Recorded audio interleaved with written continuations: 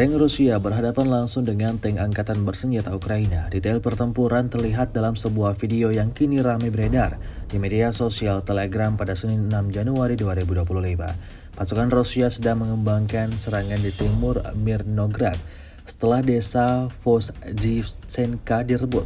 Pasukan Rusia menerobos masuk ke desa lainnya. Pertempuran sedang berlangsung dan pada siang hari mereka menyita sumber daya musuh.